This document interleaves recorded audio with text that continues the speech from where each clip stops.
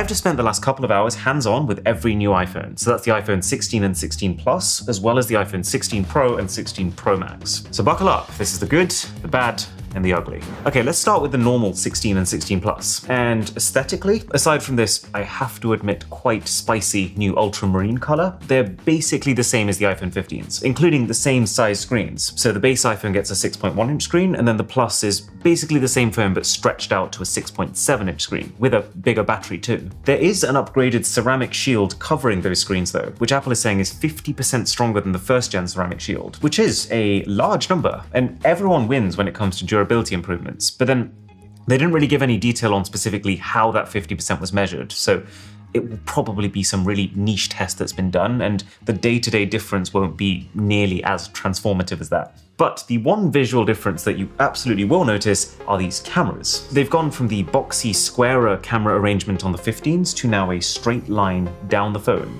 kind of exactly how they used to be on the old iPhones. It really does make me feel like we're on some sort of roundabout when it comes to iPhone design, where instead of just deciding that one thing is better and sticking with it, we're actually just rotating between the different options to keep whatever's new feeling different. But yeah, the reason that Apple's saying they've made the cameras like this again is so that the main cam and the ultra-wide can work together, kind of like your eyes, to be able to record spatial video that you can watch on the Apple Vision Pro. So big moment for the 7 people who own one of them. They are also slightly better cameras than last year, because the ultra-wide has now been given autofocus, which means when you go super close to something, your phone can still keep it in focus, which is not a new feature. The Pro phones have been able to do this for a while now, but Apple does this dance every year. The Pros will always come with some new and exciting hero feature that the normal phones don't get, but then as soon as the Pros get the next hero feature, then the normal phones are allowed to have the old stuff, which is, I think it makes sense. It means that Apple can differentiate their more expensive offerings, but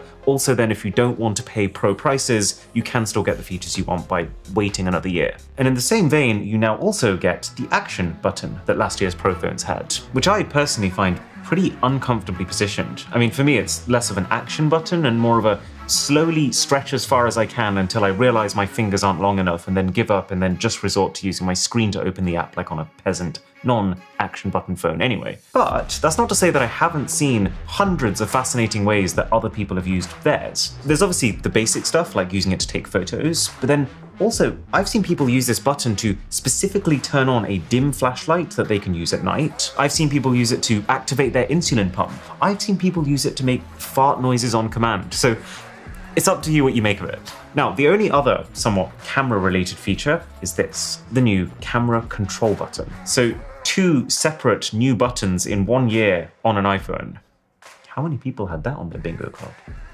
I definitely did not. So it's a new button on the right-hand side, completely dedicated to camera stuff. And I'll give them some credit. They are getting a lot of functionality out of this one button. So tapping and holding will bring up the visual intelligence feature, which is not yet live, but it's kind of like Google Lens. It's a way to analyze information using your phone's camera. So like save the details of an event poster or find out what type of dog is in front of you, which meh. I mean, I just feel like we've seen so many companies do things like this, but then, hey, I guess there is still room for a company to do it really well. Time will tell if that is this. But then the other side of this camera control is photography stuff. So one press can open the camera app, and then it can actually detect 2 stages of press, kind of like the trackpads on a MacBook if you've ever used one of those. So you can light press to start using it to be able to zoom in and out by swiping. But there's actually a lot more, because then you can double light press to bring up this submenu, which basically lets you select what you want the swiping to control. So it doesn't need to be zoom, it could be the exposure of your shot or the different photographic styles, for example. Okay, but honestly, I am confused why this exists. It feels like a really, really good feature, but for like 2% of iPhone users. I mean, for starters, one of the things they showed in the presentation was how you'll be able to use this button to control focus by lightly holding down on it. You know, just like you would with a proper camera shutter button. But when was the last time you actually wanted to manually focus your phone? There's already like 100 pieces of hardware and software making sure that your subject is in focus automatically. We've actually been programmed out of needing to do that. There's the fact that phones are becoming more and more portrait devices. I take almost all of my photos like this now, because every feed that I'd be potentially posting those photos on is vertical. But this camera control, while it does work in portrait, is very clearly designed for landscape use. It's really fiddly and a little painful to reach for when your phone is upright. I wouldn't wish these finger gymnastics on anyone, and I nearly dropped the thing trying. It's actually quite reminiscent of my experience with the action button. But then also, yeah, isn't this what the action button was meant to do? Now obviously yes, the camera control button does the camera side of things better, but it just feels like a really weird, un-Apple thing to do, to add yet another button that somewhat overlaps in functionality with what's also just been added. And that's it for cameras on the normal iPhone 16s. There's actually pretty huge camera upgrades to the Pros, which I'm getting to, but it feels like the main changes here are actually the battery, the power, and Apple Intelligence. So the battery is bigger. That's actually all they said at the event. They said it will be a big boost, which is a technical term, I guess. So yeah, that I need to test in our upcoming battery comparison. In terms of power though, it's quite cool because we're actually jumping forward 2 generations in terms of the chipset. The iPhone 15s had the A16 chip, the iPhone 16s have the A18 chip, which means 30% faster CPU, 40% faster graphics, and 100% faster machine learning AI stuff, all with more efficient construction, which means the chip will use quite a bit less power for equivalent tasks. And you know what? For today's fairly stable smartphone market, these are big improvement numbers. And considering that these aren't Pro phones, the gaming experience is very impressive, which is also helped by a new thermal structure on the inside of the phone that gets rid of heat, allowing for 30% better sustained performance. But yeah, there's no beating around the bush. If there's one thing that Apple has made very clear about this generation of iPhones, it's that they want them to be known as the AI generation. I read a report recently that said 300 million iPhones around the world have not been upgraded in 4 years. So there's a ton of people out there who are due an upgrade, but are likely holding off until it feels like a big turning point moment. And Apple wants now to feel like that turning point moment with Apple Intelligence. So, what's it going to let you do? Well, for starters, there's a base layer of Apple Intelligence sprinkled throughout iOS here. Things like if you go into your email app, instead of the text by default just being the first few lines of whatever the email was, it'll now summarize the entire email's content. Things like cleanup to erase distractions from your photos, which is not something we haven't seen on other phones, but it does work very quickly and effectively in my time with it. Or what I thought was really cool is reduce interruptions mode, which uses AI to silence most notifications, but then also allows what it thinks you need to see to still come through. This might well become the permanent mode that I keep my phone in. It's kind of like a lower risk version of Do Not Disturb. But is it good?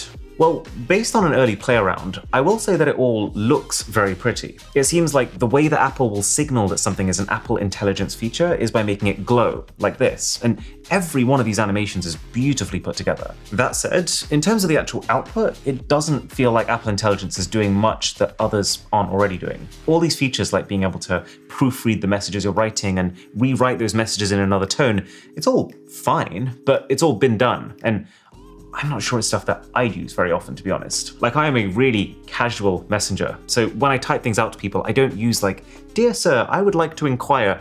I'm always like, "Yo, what do you think to this?" And Apple Intelligence, like basically every other phone company's AI right now, is not yet able to match that texting tone. But one big thing, Siri is finally getting Apple Intelligence, which is going to make it a lot smarter, and thank goodness for that, because I am reaching my limit with "here's what I found on the web." So the upgraded Siri should be able to rely much less on that and be much more able to directly answer the questions you're asking it, and also completely understand the context of the last thing you asked it when you're asking continuous questions. I would go as far as to say that Siri has been the weakest pillar of iOS for quite a while now. Like, so many times I ask it to remember something or open an app and it like accidentally calls my mum. However, key caveat here, Apple Intelligence, like all this stuff you're seeing here, isn't actually coming till later in the year, which kind of makes this feel like a Google Pixel event where the product comes first and then the feature later. And that obviously takes something away from the excitement, especially for an event where half the focus is these AI features. But I assume it's the immense complexity of getting these features right, combined with the awful consequences if they don't get them right. So that's the base iPhone 16s. I'd say decent all-round upgrade, nothing revolutionary. The presentation was a lot of like telling you about some really cool stuff that the phone does, but then you slowly realizing halfway through that the things they're telling you were already features on last year's iPhone 15s. It feels like they're making it purposefully murky what was on last year's phone, because if you actually focused on just what is different compared to that, it's not actually a huge amount. And the screens still have that 60 Hz refresh rate, which makes them feel a little bit laggy compared to most similarly priced other phones. But then at the same time, I also wouldn't hold out expecting any revolutionary upgrades to the base iPhones from now on. Like, I think all the really cutting edge stuff, Apple will want to save to release on the Pro phones first anyways. So let's talk about those. The iPhone 16 Pro and the iPhone 16 Pro Max. Now, I would say these are actually quite a pretty set of phones. From the back, there's not a whole lot different, except this new desert titanium color, which is,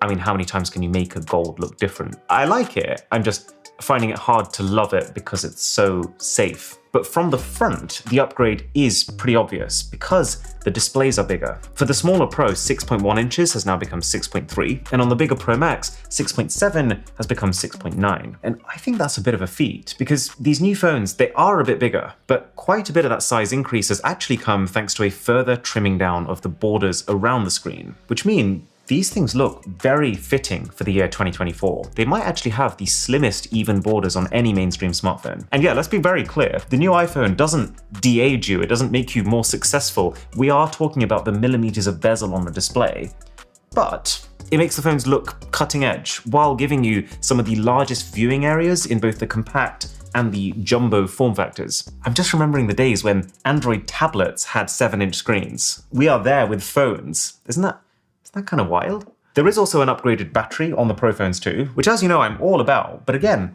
shockingly little detail provided about what and how. All they said was it now has faster wireless MagSafe charging and that this is the best battery on an iPhone, which is great. It just probably means I'm going to be awake all night when it comes to the battery test, so thoughts and prayers would be appreciated.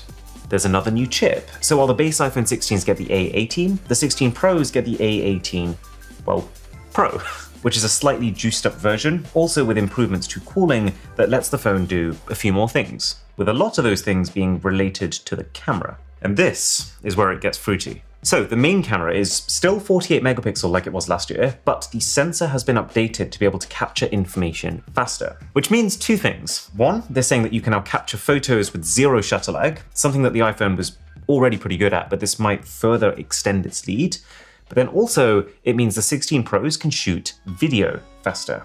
And what I mean by that is that the 15 Pros could shoot 4K video at 60 frames per second. These new phones can shoot that same 4K resolution, but now at 120 frames per second, which is enough frames that you can now slow that 4K down into slow motion territory. And it feels like the way Apple is selling this is basically that you can now just keep 4K 120 as your default recording option. And what that then allows you to do is after you've taken any kind of video, you can then just decide whether you want that to play back in normal speed, half speed, quarter speed, or even 20% speed. I do like how seamless they've made it to record this 120 FPS footage, but then at the same time, if you did actually want that to become your default, you're gonna need more storage than the 128 gigabytes still being offered as the default on the smaller Pro iPhone. It's just not enough for almost 2025. The ultra-wide camera, previously 12 megapixel, is now also up to 48.2 to match that main camera, which is a good upgrade. I really like the freedom that comes with feeling like all the cameras on my phone are great and that all I need to worry about is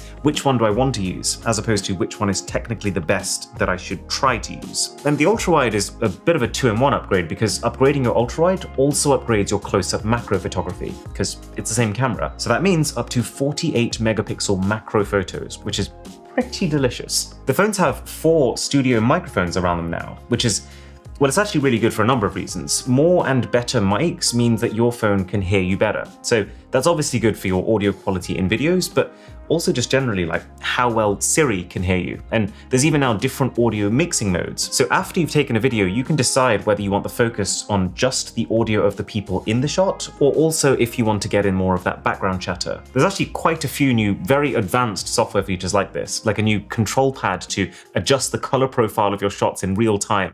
And it has got me thinking, this is all really cool stuff. These are all technically very difficult to achieve, impressive features, but it also feels in a way like a few too many tools for any one human to be able to use. It feels like a lot of the extra features now, while impressive, are tailored to actual industry professionals as opposed to the casual user who just wants the best point-and-shoot camera. And I'm not saying that that point-and-shoot experience is getting worse, it just doesn't feel like Apple's attention is focused on making it significantly better. Anyway, the final camera thing is now the smaller Pro iPhone now also inherits the 5x optical zoom camera that last year only the Pro Max got, meaning this must be one of the smallest phones with a 5x optical zoom lens. It's usually something that only the big phones get because you have to create space between your camera's sensor and your lens. Most companies do this by lying their cameras vertically across their phone, but Apple's created that space by using a tetra prism that's bouncing the light multiple times within a more compact space.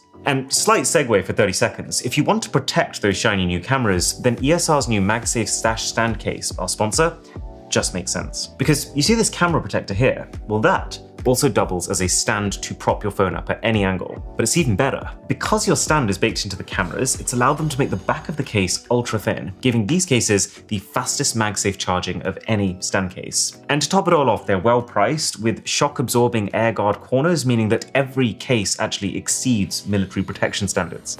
So, what's my take on the 16 Pros? Well, I think so far that the new features this year are a bit of a mix. Because on one hand, it feels like less hardware improvements than usual, because Apple is relying on Apple Intelligence to do the heavy lifting for sales. But then, Apple Intelligence is both not ready yet and also not really seeming, at least on first glance, like anything groundbreaking right now. But then on the other hand, we are getting decent improvements to basically all the key pillars of a phone. The screens, the battery, the camera, even the microphones. And so for me, what a lot of it's going to come down to is how much better are these phones at all of that core stuff.